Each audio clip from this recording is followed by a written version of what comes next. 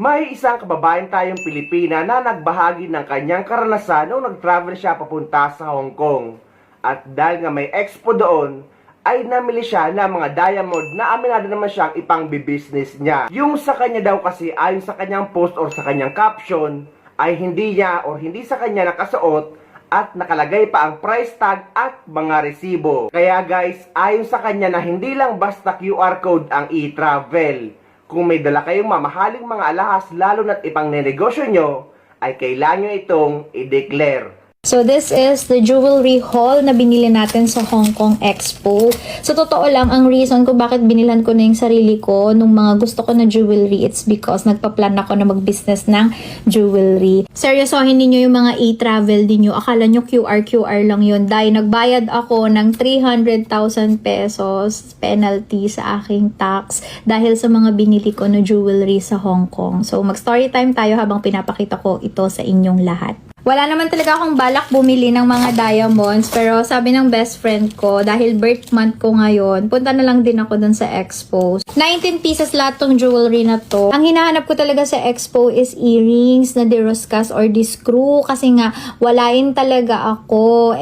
Yan, nabudol, napadpad ako dito. So this island-based company, so sabi ni best friend ko, puntahan ko daw sa expo. Ano to, nakascore ako. Per shape siya na 2 carat, and then oval shape na 2 carat din. It's so nice guys kapag nilagay siyang ganyan. This ring naman is 5 carat in rose gold na band. Dream ring ko to and regalo ko siya kasi nga 31 na ako. Baka bibilin ko siya pag 35 ako or what. Deserve ko naman. Yun yung naiisip ko kasi. Actually, kung titignan niyo ang liliit lang ng mga earrings na to. Oh, practice na tayo paano magbenta, chari. Ito diamond siya na thunder sign. Tapos oval naman. Mga studs earrings to guys. And teardrop. Ang liit lang niya, no? And isang loop earrings. Lalagay ko siya guys. Papakita ko sa inyo. Alam nyo ba, nung pagdating ko sa airport, hindi ito nakalagay. As in, wala talaga akong hikaw. Diba? So pretty. Ang galing, no? Ang cute ng stash. So, ipaparto ko na lang yung haul, guys. Pero, basically, kailangan nung mag-declare pag above 10,000 yung dala-dala mo. And during the time kasi nagmamadali kami and inaantok na. Whole day kami sa Macau. Tapos, bumiyahe kami from Hong Kong ng 11 p.m. Nakauwi kami 2 a.m. na. So, nawala siya sa isip ko. And first time ko din kasi bumili ng jewelry abroad. So, lesson learned siya for me. Make sure guys na makapag-declare kayo if ever na makabili kayo ng ganitong amount ng mga gold. Kasi ang nangyari pa, cash mo siya babayaran at kapag umalis ka, wala na, confiscated na siya. Buti na lang nakahiram ako kay Louie ng pera at meron siyang cash kasi the next day meron kaming transaction. Normally, hindi talaga kami nagwi-withdraw kasi ng cash. So, happy naman ako. Bakit? Kasi, lagi, pag may mga nangyayari sa akin, ginagawa ko siyang learning curve. As a negosyante, sanay na ako na may mga panahon talaga na may talo ka. Pero, ang importante, masaya naman ako sa mga purchases ko na to and iho-haul ko siya sa susunod na video kasi medyo madami siya. Lahat to, yung mga alahas to na talaga namang tiniis ko na wag bilhin and later na lang sabi ko kapag ka deserve ko na at tapos na yung mga project ko sa Thai Beauty Shop. So yun guys, yun siya. Ganun yung nangyari sa akin. I hope maging lesson to. A lesson na siya sa akin kasi masakit yung pera na yun. Pero I hope wala nang maka-experience na to kasi mabigat po talaga siya. Ako naman guys, sa tagal ko nang umuwi sa Pilipinas, naka 4 times na akong bakasyon sa Pilipinas at bumabalik dito sa Dubai. At kada uwi ko nga ay talaga may dala akong mga ginto. At mabibigat pa ang grams kagaya na lang nung isang kwintas ko na 100 grams na 22 karat. Pati itong mga bracelet ko na 22 karat din. Pero yung mga mabibigat ay talagang sinusuot ko kapag umuwi ako at daladala ko lagi ang mga resibo na nakapangalan sa akin. Katunayan na talagang iniipon ko siya at hindi ko siya binili na minsanan. Yung mga maliliit naman ng mga alahas ay nilalagay ko sa personal handbag ko at hindi ko naman na ito dinedeclare.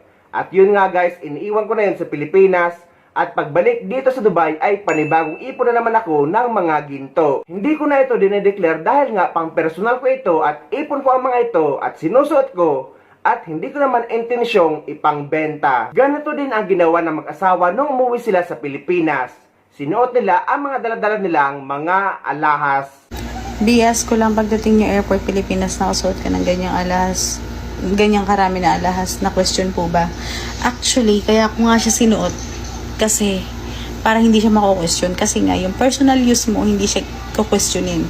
So hindi ko alam kung nakita nyo na I have a lot of gold, na ang weight niya 250 grams. So iyon, sobrang dami niya. Ang ginawa ko, nagbenta ng mga golds. Tapos, ipinalit ko siya sa mabibigat na alahas. Ibinili ko siya ulit ng mabibigat. Which is para masusuot mo siya. Kasi alam nga namang, pwede bang isuot ko yung 10 kwintas? Hindi naman. So, ang ginawa ko, nagbenta. Tapos, ibinili ko siya ng isang sobrang bigat. At ng mga ganon, ng mga mabibigat. Tapos, mga mahal. Kasi sabi nila, hindi daw questionable kapag ka personal use. Which is yung suot mo. So, yung daliri ko, pinuno ko ng gold. Yung bracelet ko, nagsuot ako ng marami. Yung kwintas ko, sinuot ko yung mga makakapal, yung mga ano. Hindi man, wait lang, baby. No, I'm answering question only, anak. So, hindi siya na-question. Tapos, sa e-travel, i-declare mo siya. So, lahat yun, mitimbang kasi ako ng mga gold ko. Wala namang 1 kilo yun, 253 lang. So, yun. Ganun, hindi siya na-question. Mas mako-question siya pag na-detect siya ng scanner tas hindi siya naka-declare. Alam mo yun, kapag suot mo siya, hindi siya questionable. Kaya talaga, literal na sinuot ko lahat yun. Mga mabibigat, pati asawa ko suot niya. Yung daliri niya ata puno ng singsing. Yung mami ko puno din ng singsing. Kasi kaya siya malaking problema. Actually, inisip ko kung makakauwi ba yung mga gold na yun. Kasi nga daw, sabi nila, pati yung gadgets, 150,000 lang yata yung gadget na dapat na meron ka. So, dineclare ko lahat ng meron ako. Yun lang. Hindi ka magkakaproblema. Wala naman. Akala ko din magkakaroon ng problema, pero alhamdulillah, wala naman. Yun. Huwag ka na din mag-worry kung marami ka man ding gold. Sa mga hindi pa nakapanood ng video nung last uwi ko na may mga daladali ng maginto or alahas, eto yun guys, para may idea kayo. Napakaraming mga OFW ang nagtatanong at kinakabahan kung paano daw nila madadala ang kanilang ginto pauwi sa Pilipinas na hindi maharang sa customs. Dahil karamihan sa mga OFW ay talaga nag-iipon ng ginto sa ibang bansa. At isa pa sa tanong nila, kailangan ba itong i-declare? Ang sagot dito guys, base sa personal kong karanasan dahil ako talaga ay nag-i-invest sa ginto. At bawat uwi ko sa Pilipinas ay talagang may mga ginto akong daladala. At ang worth ng ginto na dala ko ay lampas 1 milyon. Ang gagawin nyo guys ay wag nyo itong ilalagay sa hand carry baggage. At mas lalo na sa check-in baggage. Ilagay nyo ito sa inyong personal handbag or sling bag o kaya naman sa inyong laptop bag. Dahil sa customs or sa immigration sa ibang bansa ay hindi naman ito pinapansin. Sa Pilipinas lang may madalas na issue pagdating sa mga ginto or mga mamahaling bagay. Nasabi ko na wag niyong ilalagay sa hand carry baggage dahil ngayon sa Emirates Airlines na sinakyan ko ay kinukolekta na nila ang hand carry baggage at nilalagay sa check-in. Ang rason nila ay wala na daw space sa cabin baggage area sa loob ng eroplano. Kaya guys, ang mga ginto nyo, lalo na kapag marami, ay ilagay nyo sa inyong personal handbag o kaya naman sa inyong sling bag. Pwede rin sa laptop bag. Basta guys, yung nadadala nyo as hand carry. Yung sa akin guys, yung mga mamahaling ginto ko na worth 1 million, hindi naman sa pagmamayabang guys, eto na hindi ko sinusuot dito sa Pilipinas, lalo na kapag nasa Manila. Pero nung nasa eroplano ko guys, ay suot-suot ko halos lahat. May iilan lang na nakalagay sa aking personal handbag. Dahil lahat ng suot-suot nyo guys, gaano man ito kamahal, ay hindi nyo na kailangang i-declare. Dahil guys, ang ginto na suot-suot nyo ay hindi yan kailangan tanggalin kapag dumadaan kayo sa x-ray machine. Pero dahil nga lampas 1 milyon ang worth na ginto na dala ko, ay sinisiguro ko na dala ko ang mga resibo nito just in case man harangin or tanungin sa immigration sa ibang bansa or sa Dubai kung saan ako nanggaling. At kapag nakalampas na kayo sa customs at immigration sa ibang bansa, kapag nakalagay ito sa inyong personal handbag o kaya naman sa sling bag, ay wala na itong problema sa Pilipinas dahil hindi na ito ilalagay or dadaan sa x-ray machine. Dahil nga guys, ang dinadaan lang sa x-ray machine sa Pilipinas ay ang inyong check-in baggage at ngayon pati ang hand carry dahil nga kinokolekta na ito sa Emirates Airlines at nilalagay sa check-in. Kapag pabalik naman kayo sa ibang bansa galing sa Pilipinas, ay mas maigi na suot-suot nyo lahat ng ginto nyo. Dahil sa Pilipinas lang talaga maraming issue pagdating sa mga mamahaling bagay. Pero gaya ng sabi ko kanina ay lagi ko namang daladala ang mga resibo na mga ginto na daladala ko. Lalo na't alam kong umaabot na ito sa 1 milyon.